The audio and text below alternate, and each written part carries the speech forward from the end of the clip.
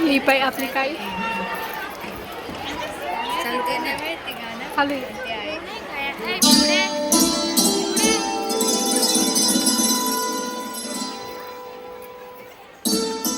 सावित्री, हे बघ मी तुझ्यासाठी काय आणलंय.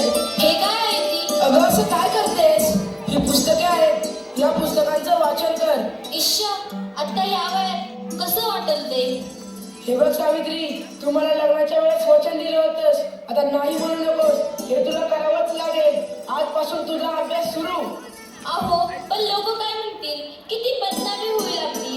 लोक तू करतील आपल्यावर. स्त्रिया या घरातल्या कामातच बऱ्या वाटतात. असं बाहेर जाऊन नाही हो. बरं असू द्या, ही पुस्तके राहू द्या बाजूला. मला लय कामं आहेत ती. अरे बाळा, गप माझ्या सोन्या, तुला काय हवंय? का रडतोयस? अगं बाई, ह्याचा अंग तर लय तापलंय. हे पण घरी नाहीत. आता मी काय करू? सावित्री, अगं ये सावित्री, किती रडतोय तुझं बाळ? काय झालंय त्याला? होय ग पारू, रात्रीपासून लय रडायला लागले बघ. काय ठाऊक काय झालं या? अंग बी लय तापलं या. अगं सावित्री, अगं याचं अंग तर इस्तवाणी तापलं या. होय ग पारू, आता मी काय करू?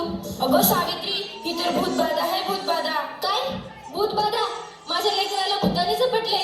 नाही नाही, असं होऊच शकत नाही. होय सावित्री, असंच झालंय. याच्या पापण्या बघ कशा लाल झाल्यात. मग आता मी काय करू? हे पण घरी नाहीत. अगं तुझं पोरगं लय तापलंय. आता रडत बसू नकोस, लय वाया घालू नकोस. आपल्या गावाबाहेर मांत्रिक बाबा आले, लय चालीम उपाय करतात ते. त्यांच्याकडे घेऊन जा त्याला. वाटलं तर मी येते तुझ्या संग. होय होय, चल लवकर, माझं लेकरू लय तापलंय या. बाबा, ते बघा एक बाई आपल्या बाळाला घेऊन येत आहे आपल्याकडे. म्हणजे आज आपली कमाई होणार. बाबा, माझ्या बाळाला वाचवा. बाबा, माझ्या बाळाला वाचवा. त्याचा निस्तवासारखं तापले. बाबा, काहीतरी करा. बाबा, काहीतरी करा. तुझ्या बाळाला भूतबाधा झाली आहे. कसली भूतबाधा बाबा? बाई, तुझ्या बाळाला विहिरीतल्या भूताने झपटलंय. काय? विहिरीतल्या भूताने? मग काहीतरी उपाय सुचवा बाबा. मी माझ्या बाळासाठी काय पण करीन. बाई, तू काळजी करू नकोस. बाबांवर विश्वास ठेव. सगळं काही चांगलं होईल. थोडा धीर धर. कसा धीर धरू बाबा, कसा धीर धरू? तुला तुझ्या बाळासाठी बळी द्यावा लागेल. म्हणजे तुला एक बकऱ्याचा नैवेद्य द्यावा लागेल. ठीक आहे बाबा, मी माझ्या बाळासाठी वाटते ते करेन. पण माझं बाळ वाचलं पाहिजे. माझ्या बाळाला वाचवा बाबा. बाई, तुला काय करायची गरज नाही. तू फक्त पैसे दे, नैवेद्य आम्ही करू. ठीक आहे बाबा, मी वाटेल तेवढे पैसे देईन, पण माझं बाळ वाचलं पाहिजे. हे घे अंगारा, दिवसातनं 2 वेळेस लावत जा बाळाला. बाबा की जय हो, बाबा की जय हो. बाबा बोले, बाबा बोले.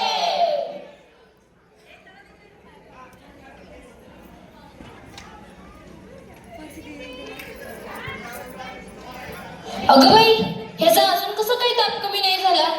काल बाबाकडे जाऊन पण काय बी फरक पडला नाही. अगं किती रडतोय तो. तुला किती वेळा सांगितलंय त्याला दवाखान्यात घेऊन जा म्हणून, पण तू काय माझं ऐकू नकोस. अहो, ऐका ना, चिडू नका. जरा बघा ना हातात घेऊन. याचा ताप कायच कमी नाही झाला. जरा बघा ना याला काय झालंय ते. त्यावेळी तुला किती वेळा सांगितलं की घरात प्रसूती करू नकोस म्हणून. अशा वेळी एका आईचं आणि बाळाचं दवाखान्यात असणं किती महत्वाचं असतं, माहित आहे का तुला? अहो, पण पुरुषाच्या हातून प्रसूती करताना लाज वाटते. कसं वाटतं ते? त्यावेळेस दवाखान्यात कुठल्या महिला डॉक्टर पण नव्हत्या. मी कशी करणार होते प्रसूती? अगरचं अंतर तव्यासारखं तापलंय.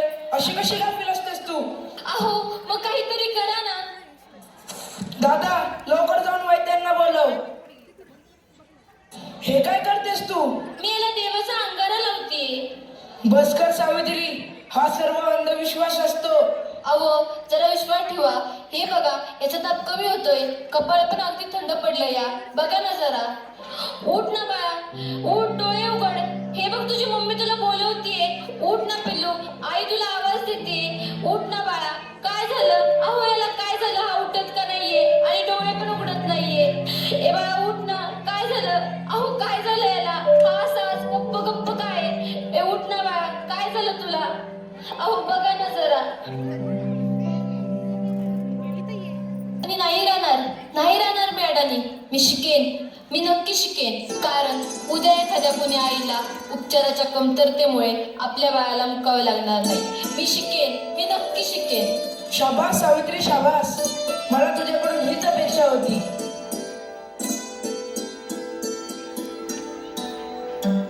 अगं बाई, मला माहितीच नव्हतं सूर्य हा पृथ्वीच्या गोल फिरतो.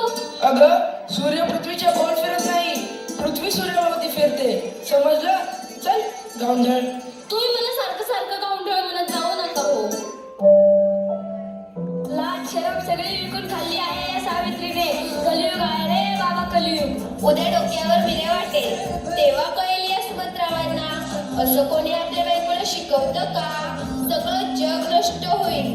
बघत राहा तुम्ही. काय झालं? या समाजाला घाबरलीस की काय? हे तर तुला आयुष्यभर सहन करावं लागणार आहे. नाही, मला आता कोणी काही म्हणू दे, मी आता मागे हटणार नाही. मी शिकेन, मी नक्की शिकेन. मग चल माझ्या बरोबर. पोस्टमन, सुमित्रावांचं घर हेच आहे का? तुमची दिल्लीहून तार आलीये. सावित्री, तुला दिल्लीवरून तार आलीये. तुला दिल्लीला जावं लागेल. तुला दिल्लीला पुरस्कारासाठी बोलावलंय. तुझा सत्कार होणार आहे. काय? आज हे फक्त तुमच्यामुळे शक्य झालं, नाहीतर मी एकटी काहीच करू शकले नसते. कॉंग्रॅच्युलेशन्स. Keep it up. महिलांचा सन्मान वाढवला तुम्ही. आज माझ्या हातात ही डॉक्टरकीची पदवी नसून उद्याच्या त्या सोनेरी क्षणाची चावी आहे, ज्याच्यावर आजपर्यंत फक्त अंधविश्वास व नकारात्मकतेचे कुलूप लागले होते. माझ्या देशात अशा अनेक महिला आहेत ज्यांची स्वप्न चुलीच्या धुरात हरवून गेली आहेत. मला असं वाटतं ही स्वप्नांची पतंग खुल्या आकाशात उडावी आणि प्रत्येक घरात सुमंत्र असावे, कारण हे या पतंगाच्या दोऱ्याला कधीच कापू देऊ नये. हे करणं खूप अवघड तर आहेच, पण अशक्यही नाही. सावित्री, चुकलं माझं, मला माफ कर. मी तुला नाही ते बोलले. तू आज शिकून समाजाला धडा शिकवलास. आम्ही काय आडाने त्या आडानेच राहिलो. आता आम्ही पण शिकणार. खरं सावित्री, चुकलं आमचं, माफ करा आम्हाला.